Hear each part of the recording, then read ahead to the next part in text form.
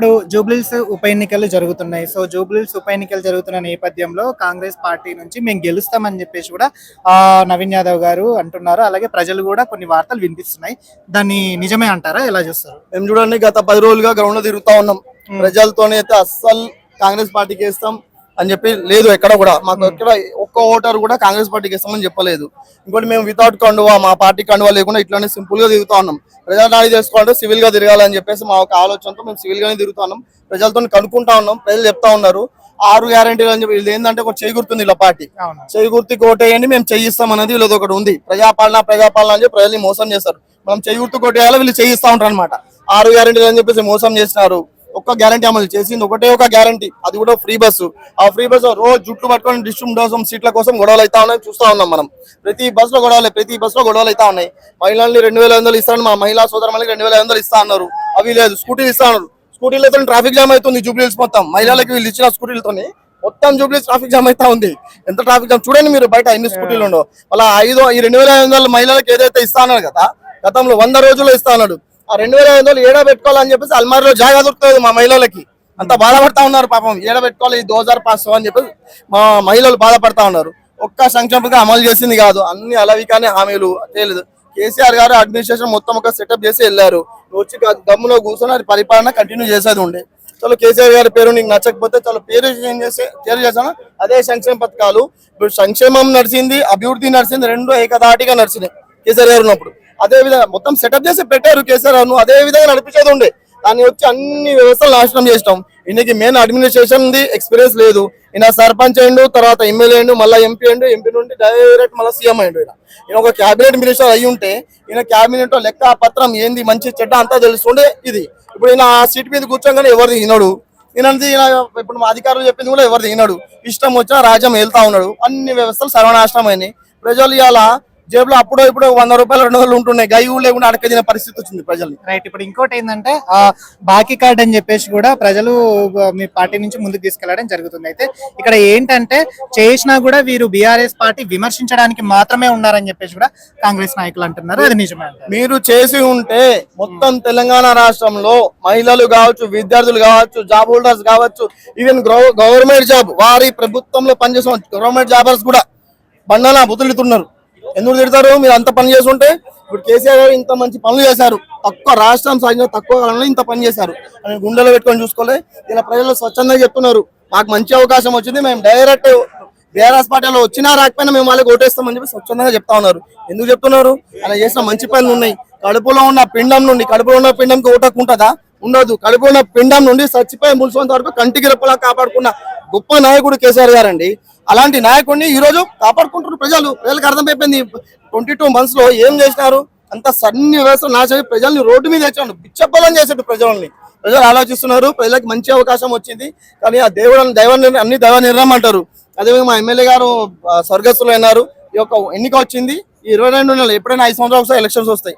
22 నెలల్లోనే ఇప్పుడు వాళ్ళకు ఒక సీటు వస్తే వాళ్ళ అధికారం ఏం పోదు, మాకు ఒక సీటు వస్తుంది. కానీ ప్రజల్లో వ్యతిరేకత ఉన్నదని అన్న ఇన్ఫర్మేషన్ అయితే పోతుంది. అది పోవాలంటే కంపల్సరీ బీఆర్ఎస్ పార్టీకి ఓటేయండి. బీఆర్ఎస్ పార్టీ గెలుస్తామని ధీమా వ్యక్తం చేస్తా ఉన్నాం. మంచి మెజార్టీతో, అద్భుతమైన గతంలో వచ్చిన మెజార్టీకి 10 ఇంతల మెజార్టీతో గెలుస్తామని చెప్పి మేము ధీమా వ్యక్తం చేస్తా ఉన్నాం. కాంగ్రెస్ పార్టీ మహిళలను కోటీశ్వరులుగా చేస్తామని చెప్పేసి కూడా ఒక హామీ ఇచ్చి, అలాగే మహిళలను మహాలక్ష్మి పథకం కింద ఎన్నో అభివృద్ధి సంక్షేమ పథకాలు ఇచ్చి ముందుకు వచ్చాము. అలాగే అందులో భాగంగా జూబ్లీహిల్స్ ఎన్నికల్లో కూడా నవీన్ యాదవ్ గారిని ముందుకు తీసుకొచ్చాము, గెలిపించండి అని చెప్పేసి కూడా అంటున్నారు. దాన్ని మీరు ఎలా చూడొచ్చు? 1 మంది మహిళలను కోటీశ్వర్లు చేస్తారని గొప్పలు చెప్పిన రేవంత్ రెడ్డి బిచ్చప్ గత్తెల్లాగా కూడా దిగే వరకు వదిలిపెట్టాడు మహిళల్ని. ఎందుకు అని అంటే ఒక బస్సు ఫ్రీ పెట్టి తన్నుకోండి అనేసి మహిళలను వదిలిపెట్టిండు. అది వదిలిపెట్టడం సరే, నువ్వు బస్సులు ఫ్రీగా పెట్టినావు, అంతేగాని ఎట్లా మా జనాలు ఎక్కుతారంటే బస్సు టైర్లు ఊసిపోతాయి, మహిళలు ఎక్కుతాయి అంటే ఊసిపోతుంటే నువ్వు బస్సుల సంఖ్య పెంచవా? నువ్వు బస్సుల సంఖ్య పెంచకుండా నువ్వు బస్సులను పెట్టి మహిళలను ఏమంటావు అంటే, మహిళలు ఏదన్నా ప్రెస్టేషన్ వస్తే బస్సు ఎక్కాలి, కొట్టుకోవాలి, ఆ టైర్లు ఊసిపోవాలి అంటే ఇప్పుడు సగం మంది మహిళలను కోటీశ్వరులు చేస్తారు. హైడ్రా తీసుకొని వచ్చి అందంగా మహిళలు కట్టుకున్న మంచి ఇళ్లను పాపం వల్ల అంత కూలగొట్టేసి ఎక్కడ దగ్గర చిందర వందర చేసి నువ్వేంది కోటీశ్వరులు చేసేది రేవంత్ రెడ్డి అన్న.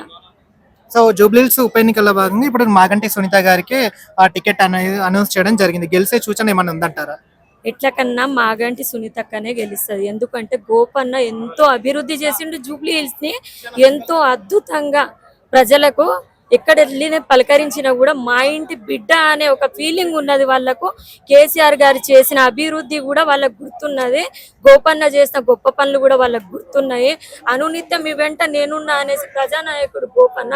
అటువంటి నాయకుడి సమక్షంలో వీళ్ళందరూ జూబ్లీస్ లో ఎంతో ఆనందంగా ఉండే. విషాదకరమైన వార్త గోపన్న చనిపోవడం అనేది. ఈ రోజు సునీతక్క నిలబడ్డది, వాళ్ళ మిస్సెస్ ఎట్లకన్నా గెలుస్తుంది. కేవలం మెజారిటీ కోసమే మేము తపన పడతాం కానీ ఆమె ఓడిపోతుంది అనేది మేము అనుకోవటం లేదు. ఎందుకంటే బీఆర్ఎస్ హయాంలో ఎంత అద్భుతంగా 10 సంవత్సరాలు రూపుదిద్దుకున్నాం తెలంగాణను. వచ్చిన 22 నెలల్లోనే రేవంత్ రెడ్డి సర్వనాశనం చేసిండు. ఎందుకు అనంటే ఇప్పుడు ముస్లింలకు 4,000 కోట్ల రూపాయల బడ్జెట్ ఇస్తానన్నాడు. మళ్ళీ కావాలంటే 1,000 కోట్లు నేను ఇచ్చేస్తా, ఏదైనా మీరు అటు మిషన్లు కానీ అవి ఇవి కొనుక్కోవడానికి అని చెప్పిండు.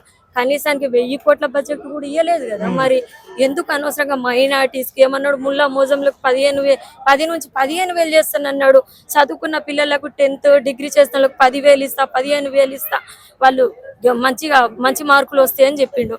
అటువంటి అప్పుడు మైనారిటీకి నువ్వు ఇచ్చింది ఉత్తహస్తం గుర్తు, అంతేగాని వాళ్ళు ఇప్పుడు నిన్ను నమ్మే ప్రసక్తిలో లేరు. ఎందుకంటే తెలంగాణ అంటే ఉద్యమాల గడ్డ, ప్రతి బిడ్డ పోరుబాట చేసిన ఒక బిడ్డ తెలంగాణ బిడ్డ. అటువంటి తెలంగాణలో పుట్టిన మేము ఎంతో విజ్ఞానవంతులము, అవివేకులం కాదు. ఎందుకంటే హైదరాబాద్ లో ఎక్కడ సరౌండింగ్ లో చూసినా బీఆర్ఎస్ పార్టీని గెలిచింది.